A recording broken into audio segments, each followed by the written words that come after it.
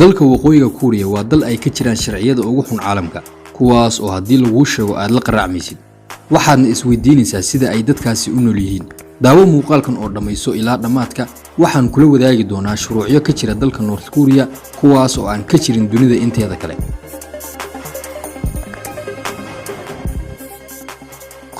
dadka reer North Korea korontadu waxay ka tagtaa habeen walba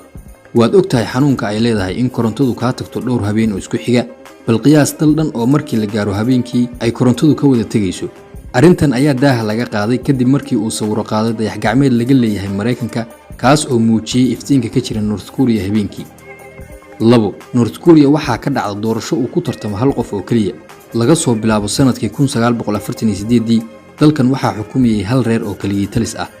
mar walba oo xukunku dhamaadana waxa ka dhacda doorasho uu ku tartamay hal qof xitaa hadii lagu tartamayo maayar ama gudoomiye gobol waxa tartamo oo kaliya hal qof arinta la yaab kale waa in dadka oo dhan ay khasab ku tahay in ay doorashada aadaan si ay u codeeyaan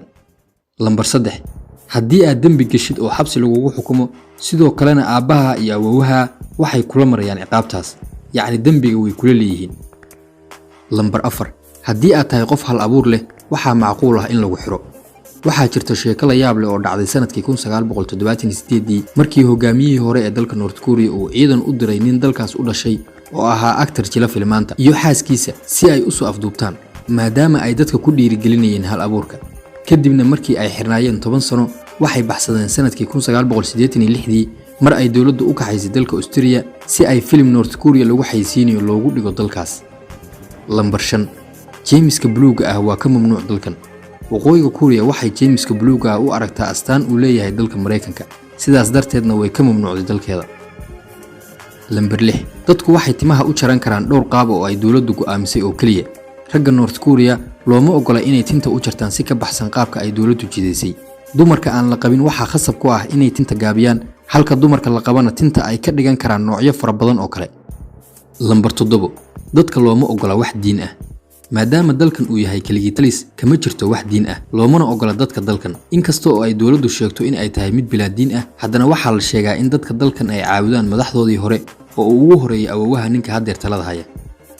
lambar 8 North Korea beeraha waxa lagu bacrimiyaa saxarada bini'aadamka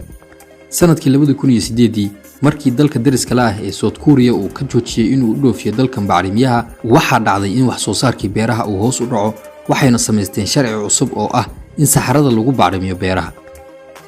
lambar 9 dawladdu waxay go'aamisay cidda ku noolaanaysa magaalada madaxda Pyongyang maadaama ay dawladdu maamusho laga soo bilaabo cuntada ilaa saxarada dadka waxa caadi ah in ay maamusho halka ay dadkeedu ku noolaanayaan qofkii raba in uu dago magaalada madaxda waxa looga baahan yahay in ay dawladdu aqbasho hadii aad wadatid gaari wasakhaysan intaadan magaalada soo galin waa in aad nadiifisaa sidoo kalena markii aad baxaysid waa in aad dawladda weydiisataa midna aan kuugu daro magaaladaas waxa ku nool 3 milyan oo qof 10 North Korea waxa dadka lagu khaarijiyaa goobaha ay shacabku isugu yimaadaan sida garoomada iyo wadooyinka sanadkii 2015 waxa taliyihii difaaca dalkaas lagu dilay dadka hortooda isagoo lagu toogtay qoriga lidka diyaaradaha 11 dalkan waa ka mamnuuc in aad dhageysatid hees aysan dawladdu ogoleen guri kasta waxa yaala CD ay ku jirto hees lagu taageerayo xukunka talada haya hadii dadka dalkan lagu qabto hees aysan dawladdu ogoleen waad ogtahay waxa ku dhacaya 12 dadka waxa ka mamnuuca xitaa hadii aad soo booqatay in aad taalada madaxda dalka soo martay ama kan talada haya aad sawir ka qaadid isagoo haaf ah yaani waa sawir ka qaad isagoo dhameystiran ama iska daa 13 North Korea hadii aad booqatid waxa ka mamnuuca in aad lacagta wadankan dalkaaga la aadid ha isku dayin taas waa lagu baariyaa intaadan bixin ka hor waxaana laga hubinayaa in aad dalka wax ka xaday 14 laguma ogola in aad magacyada madaxda dalkan sheegtid xitaa hadii aad amaanaysid 15 hadii aad dalkan joogtid oo aad booqatid taalada madaxdii hore waxa qasab kugu ah in aad u rukuucdid sidoo kalena kama bixi kartid hoteelka ilaa markii qofka ku wada uu ku yimaado ogow waa lagu qafilayaa qolka markii la gaaro habeenkii